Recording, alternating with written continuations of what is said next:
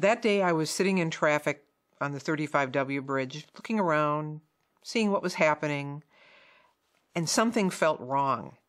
It just felt wrong. And I looked up and I saw the freeway sign over me start bucking and weaving, and I knew at that moment that the bridge was about to come down. I looked out the side window of my car and I saw the bridge go out from underneath me, and I just started plummeting down. And I was being thrust back and forth between my seatbelt and the back of the seat. Things were flying in the window, things were flying around inside the car, and I just landed with a huge thud in a huge cloud of dust. And it all cleared, and it was a bright blue sky, and it was absolutely silent. And then it was activity everywhere. I could hear people's voices. I could hear cell phones ringing. And I thought, no one knows if I'm in here. No one knows if I'm alive or dead. So I stuck my arm out my broken window and just started yelling until somebody came to check me out. I had 5 fractured vertebrae.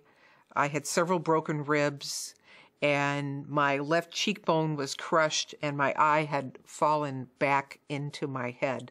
This was the first time we had ever experienced something like this, and we had no idea what all of the legal ramifications were.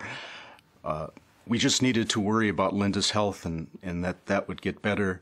The insurance companies were calling at home. They were calling my employer, and they were demanding to come to the hospital. They were demanding that I make statements, and I was in no condition to do anything of the sort. So as soon as we got out of the hospital, we contacted Schwebel, Goetz, and Sieben. And at that point, the insurance companies backed off. We met with Jim Schwebel. We felt very comfortable from the very beginning with him. He seemed to be very concerned about our interests and needs and trying to find the best solution for us. We felt under no pressure at all to make any kind of decision instantly, although we did feel comfortable and we knew that probably this was our best choice. I felt immediately comfortable with Jim Schwebel. There are some decisions, big decisions, where you feel it's right. This is the right decision. This is going to work really well. And that's how I felt working with Schwebel, Goetz, and Sieben. I was very concerned with how we were going to be able to pay our medical bills.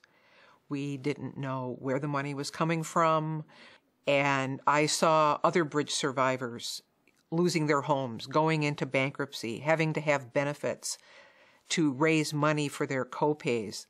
And I wanted to make sure that things would be stable, and that I would be able to keep my home, and that my life would not be compromised.